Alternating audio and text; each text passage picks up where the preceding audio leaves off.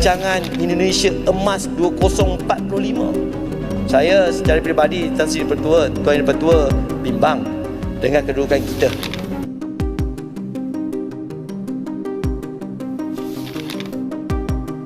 Kabar simpang siur tentang kelanjutan Ibu Kota Nusantara akhirnya telah menemui titik akhir. Presiden Prabowo tegaskan komitmen lanjutkan pembangunan IKN, dan telah resmi melantik mantan Menteri PUP menjadi Kepala Otorita Definitif, yang artinya Kabinet Merah Putih akan melanjutkan IKN dan ditargetkan terus berlanjut hingga tahun 2028. Untuk macam mana? Dulu kita wawasan 2020, saya semasa di sekolah rendah, dimomokkan, diberikan pengharapan bahawasanya wawasan 2020 begini caranya. Ada kereta api atas udara, ada penambahan dari segi pusat-pusat teknologi. Dan Alhamdulillah, walaupun tidak capai sepenuhnya, tetapi kita berada di pertengahan. Itu sebabnya Tuan Yang Pertua, saya minta sangat supaya kita betul-betul serius untuk melihat perancangan 30 tahun ke hadapan. Dulu kita ada di bawah yang amat berbahagia Datuk Seri Najib Tun Abdul Razak, Transformasi Nasional 2050. Tak apalah kalau tak nak continue pun nama tersebut, tetapi biarlah ada 30 tahun ke hadapan.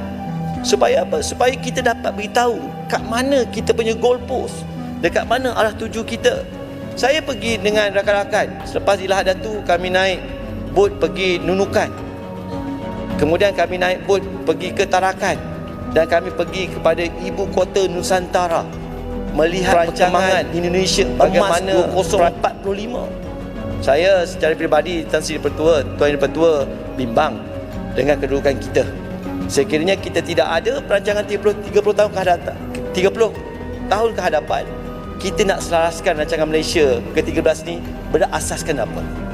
Kita menyeru supaya jurang pembangunan dan infrastruktur antara wilayah dan negeri ini ditangani secara lebih spesifik. Saya nak fokus ke betul. Ini poin yang menarik untuk perhatian Tuan Yang Pertua. Berkaitan dengan negeri Kelantan, Terengganu dan negeri Pahang di pantai timur ini jauh ke belakang berbanding dengan negeri-negeri pantai barat. Sebab itu kalau di negeri Selangor, Masya Allah hebat pembangunan di bawah yang amat berhormat Menteri Besar Selangor, Gombak yang ada di sini.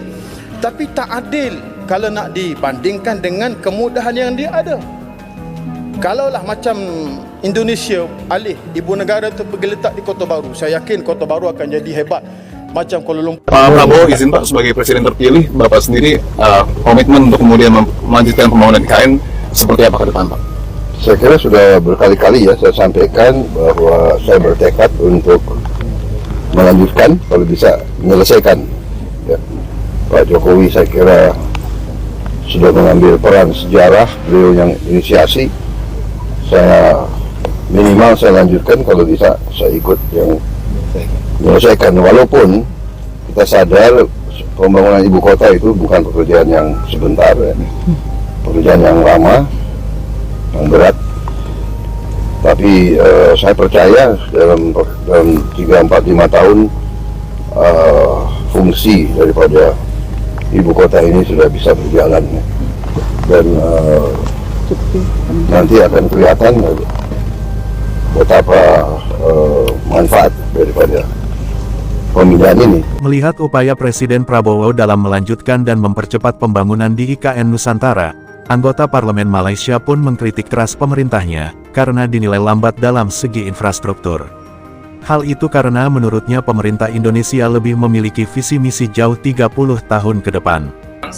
Bangsa Indonesia yang berpengaruh, dia mesti nak melihat satu center, ya, satu center yang seolah dia mengawal kedudukan Nusantara ini, ya. Di situ dia akan lihat bahawa kedudukan yang strategik, ya, yang berhadapan dengan Thailand, berhadapan dengan Vietnam, berhadapan dengan Filipina, Malaysia, Brunei, Singapura dan sebagainya, dia telah meletakkan suatu identiti yang begitu strategik dari segi politiknya untuk menggambarkan bahawa kekuatan, ya, sebagai satu ibu negara baru itu memang betul-betul strategik. Dalam juga dia dapat dari segi kedudukan politiknya itu pun dia akan menjadi center, ya. Dia akan muncul sebagai suatu kuasa ekonomi baru, ya. Jadi dalam tempoh 10 tahun nanti, ya, Malaysia, Thailand dan sebagainya akan ketinggalan berbanding dengan apa yang divisikan oleh Jokowi untuk membina satu negara yang besar dalam lingkungan dalam ASEAN ataupun di kawasan Nusantara itu. Jadi tidak berarti bahawa Jokowi telah mengasaskan suatu gerakan untuk kembali kepada kerajaan Majapahit kembali atau Sriwijaya.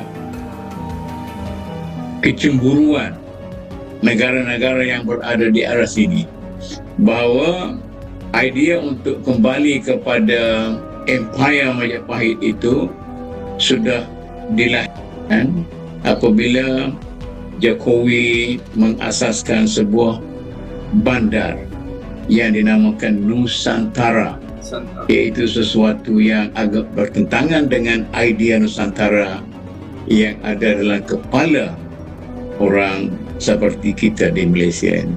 Dalam politik ini, siapa yang cepat, siapa yang kreatif, siapa yang berani, dia akan menguasai. Jadi kita hanya persoalan tentang Nusantara itu satu nostalgia sejarah dan keberanian untuk bangun. Tapi oleh kerana Indonesia dengan jumlah rakyat 270 juta, dengan kekuatan ekonomi, dengan tenaga buruh, dengan kehebatan sistem pendidikan dia, intelektual dia dan sebagainya, maka dia boleh menggembeling kekuatan itu. Kalau walaupun terdiri daripada ribuan pulau-pulau, etnik, bangsa, agama dan sebagainya, tapi kalau dia dapat menjadikan bangsa Indonesia itu sebagai satu bangsa yang hebat, membangun dengan satu bahasa, dengan sebabnya bagaimana kita tengok orang Indonesia ni dia boleh faham satu bahasa, bahasa standard Indonesia itu. Jadi kalau kecerdikan ada pada pemimpin dia untuk nak menggembelingkan potensi yang ada, di situ satu kelebihan kepada bangsa Indonesia. Antara ibu negara ini dengan Kalabakan hanya 460 km. Dan Indonesia telah membuka jalan lebuh raya mereka. Kita belum ada apa-apa tindakan. Kalau kerajaan federal rasa ini adalah hubungan antara Sabah dan negara Indonesia, maka empowerkan kita, bagi kita kuasa berunding. Presiden Prabowo diyakini akan menciptakan ekosistem yang komprehensif di IKN, dengan kolaborasi antar lembaga pemerintah. Dengan demikian, IKN diharapkan bukan hanya sebagai pusat pemerintahan, tetapi juga sebagai simbol kemajuan dan modernisasi Indonesia. Banyak pihak mendukung Presiden Prabowo dalam komitmen terhadap kelanjutan pembangunan IKN, yang dianggap penting untuk masa depan Indonesia. Presiden Prabowo Subianto menegaskan bahwa pembangunan IKN akan terus berlanjut dan bahkan dipercepat. Presiden Prabowo menyatakan bahwa percepatan ini sangat penting untuk mencapai pemerataan pembangunan dan mengurangi beban Jawa. Beliau optimis pembangunan ini akan selesai sesuai target, bahkan dalam waktu yang lebih singkat, yaitu 4 hingga 5 tahun. Pembangunan Ibu Kota Nusantara (IKN) di Kalimantan Timur merupakan bagian dari langkah pemerintah dalam menciptakan pemerataan ekonomi di seluruh Indonesia. Apa pendapat Anda?